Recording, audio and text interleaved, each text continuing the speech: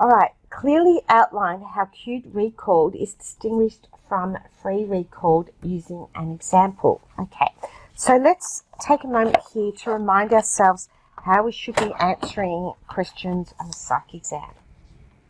Okay, so hopefully you will remember, your teachers might give you other acronyms, there's a lot out there.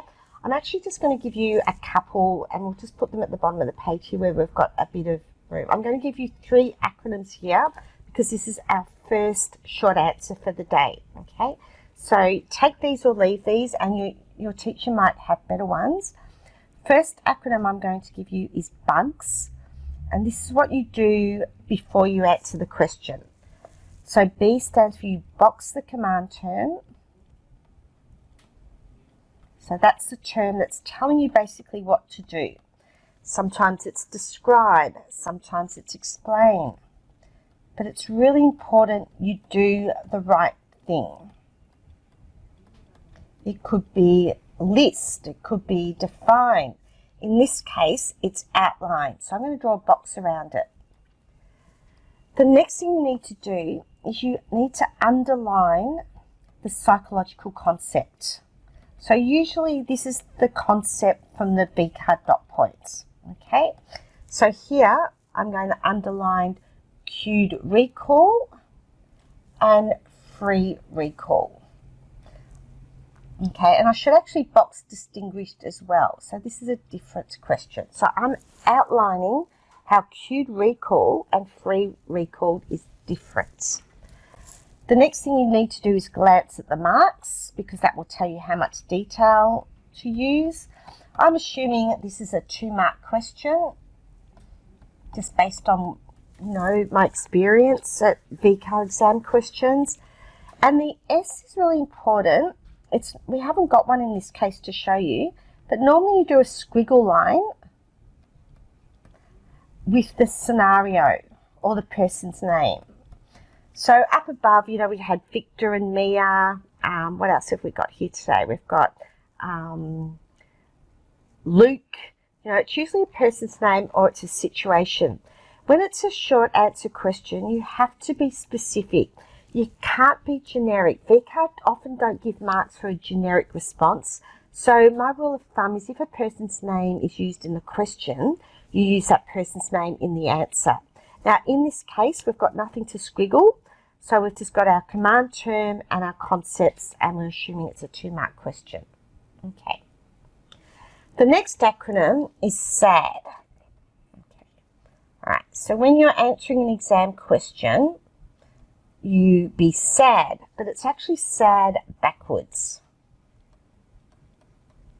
So again, this is just giving you scaffolding. All right. So that means you define the concepts that you've underlined. You answer the question. Okay, so I'm going to, before I do anything, I'm going to define what cued recall and free call is. Then I'm going to actually answer the question, which is I'm going to distinguish between them.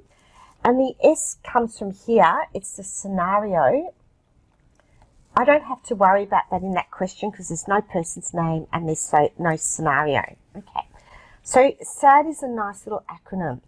If it's a bigger question, particularly if it's an extended response, there's a bigger acronym which you can use. So I interchange between SAD and IDEA. So these are depending on the complexity of the question. Okay, so IDEA. I stands for you identify the concept. Number 2, you define the concept. But can you see the pattern here? It's always defining. So even if they don't ask you to define it, I think that just shows that you understand the terminology. So it's really important. Then you explain it. So you go into a little bit of detail about that concept and then you apply it to the scenario. So it's scenario, scenario, scenario. That's the constant in all 3. Always be specific, okay? So don't write generic answers. Unless it's a question like this, which is going to be a generic answer because there's no person's name and there's no scenario in that question. All right, so let's look at how we'll answer that. I'll just change my colour pen here. Okay, so I'm going to use sad because it's just a 2-marker question. So I start down here and then I'm going to go to the answering the question and I don't have to give the scenario. All right, so I've underlined cued recall and free recall. So here we go. Cued recall refers to accessing information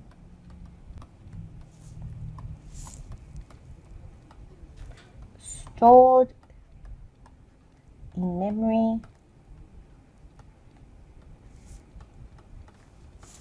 by using, now it's a bit hard because we don't want to repeat the word in our answer. So I don't want to say by using a cue.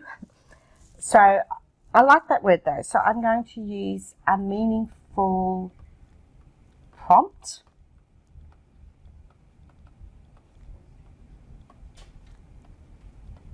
But like I said, I like cue, so I'm just going to put that in brackets to show them that I know that the cue is the prompt. And it's all about retrieval. So I always have the keywords. You know, this is all about retrieval, so I need to use that word in the stem. Okay. All right. Another good thing to do, because there's no scenario here, give an example, okay? They haven't given us a context, but I think it's really important to back it up. So, for example,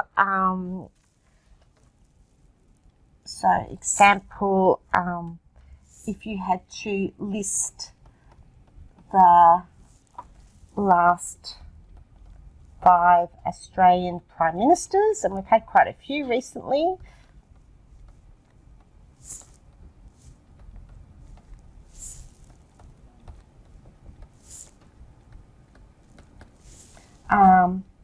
But you provide initials.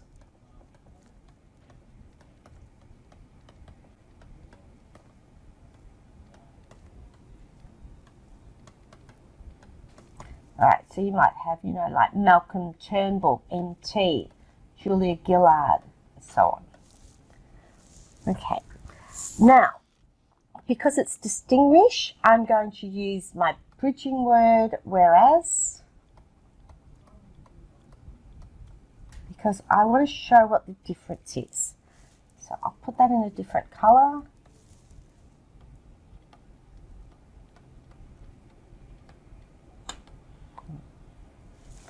And now I'm going to talk about free recall.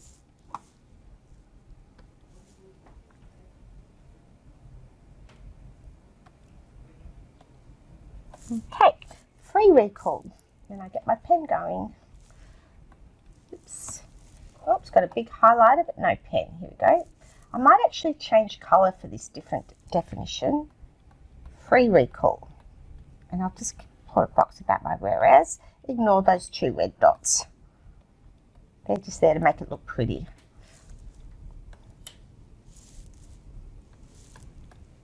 And try and keep the structure, because we're distinguishing, we're going to try and keep it fairly similar.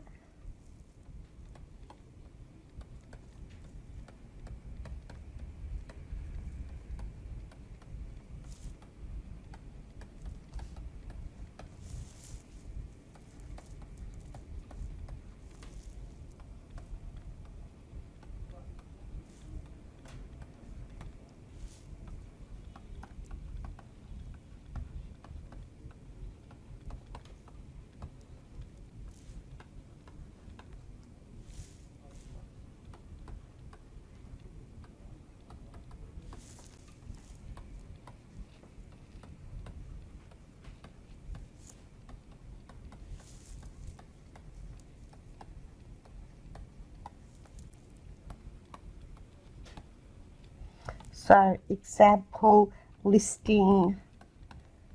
Australian Prime Ministers without any clues.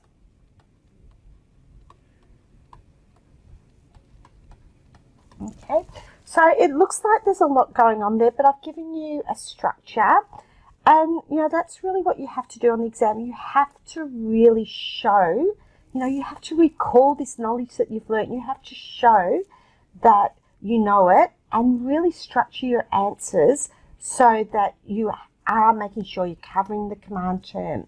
You are, showing your understanding of the concepts and writing really well so that you shine out on that paper.